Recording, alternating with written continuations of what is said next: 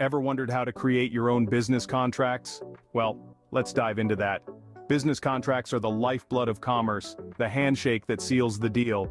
They are the written agreements that detail the obligations and expectations of all parties involved in a business transaction. Whether you're buying a piece of equipment, hiring a new employee, or engaging a vendor for services, a solid business contract serves as the backbone of that relationship. It provides a clear roadmap for what is expected from each party, thereby reducing the possibility of misunderstandings or disputes later on. Moreover, business contracts offer legal protection. In the event of a breach, they can provide the injured party with a path to restitution. So, they are not just a piece of paper, but a shield and a guide in the world of business. Now that you understand the importance of business contracts, you might be wondering, how can I create one myself? Scene script. Before you start drafting a contract, you need to understand some basic elements. First up is the offer. This is the proposal that one party makes to another. It could be an offer to sell a product, provide a service, or even an offer to refrain from doing something.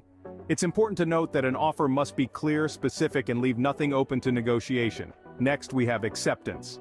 This is the unqualified agreement to the terms of the offer. Acceptance must mirror the offer exactly. Any changes or conditions added at this stage could be seen as a counteroffer rather than acceptance. Then we come to consideration.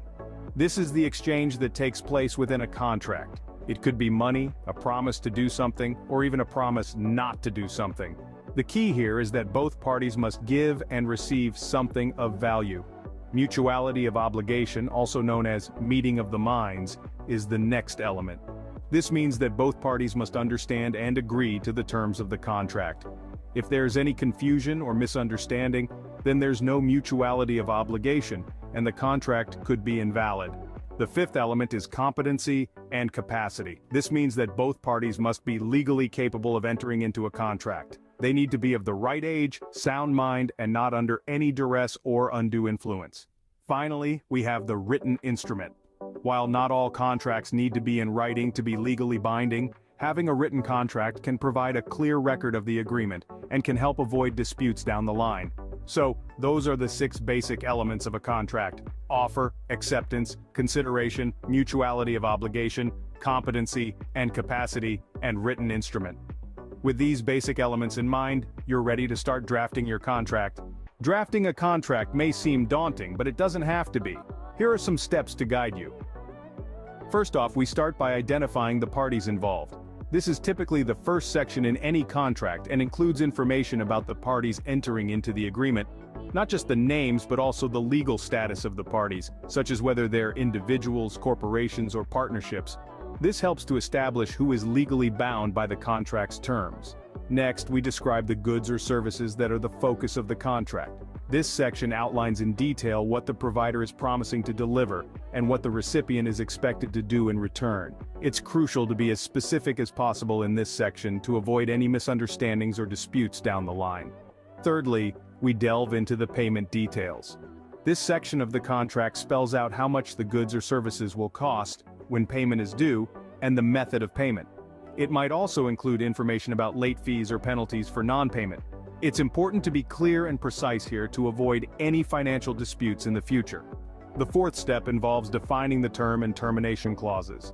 The term of the contract refers to how long the agreement is in effect, while the termination clause specifies how the contract can be ended before the term expires.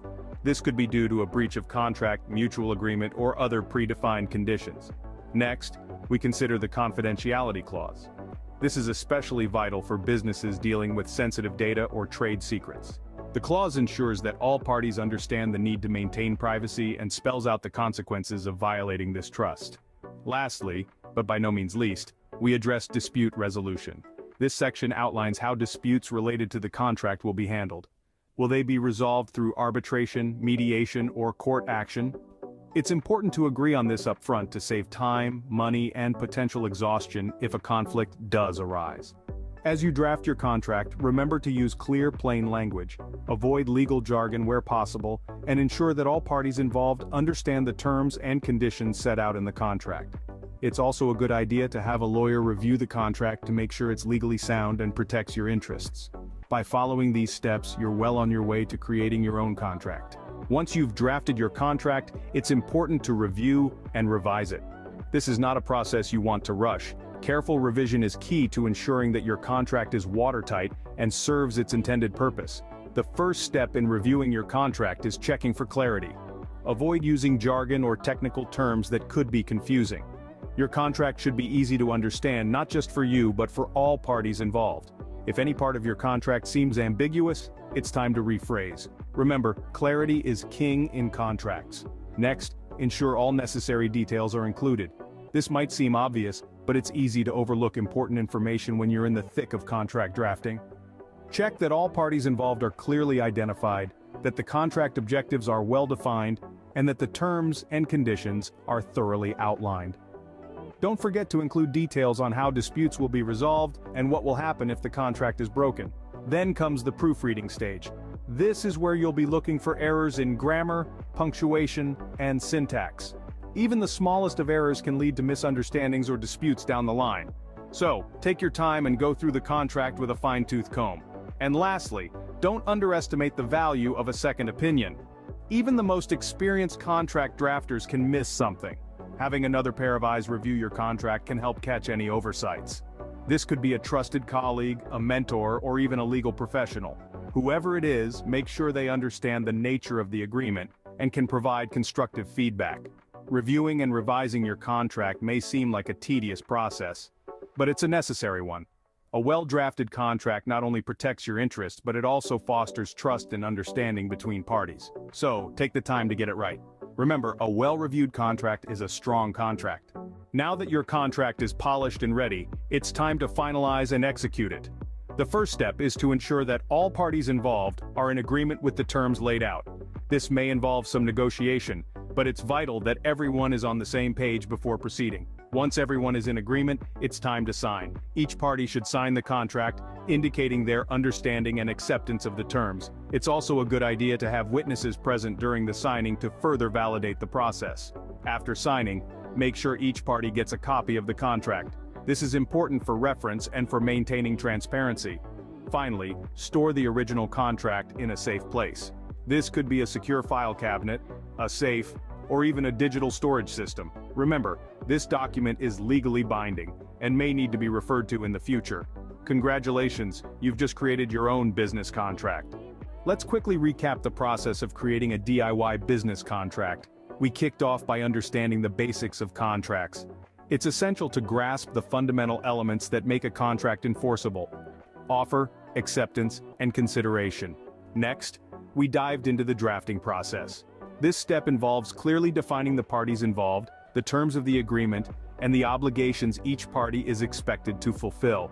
Remember, clarity is king here. We then moved on to reviewing and revising your contract. This is where you scrutinize each detail, ensure there are no loose ends, and make necessary amendments. It's also a good time to seek legal advice if needed. Finally, we looked at finalizing and executing your contract. This involves getting all parties' consent, signing the contract, and ensuring everyone has a copy of the final document.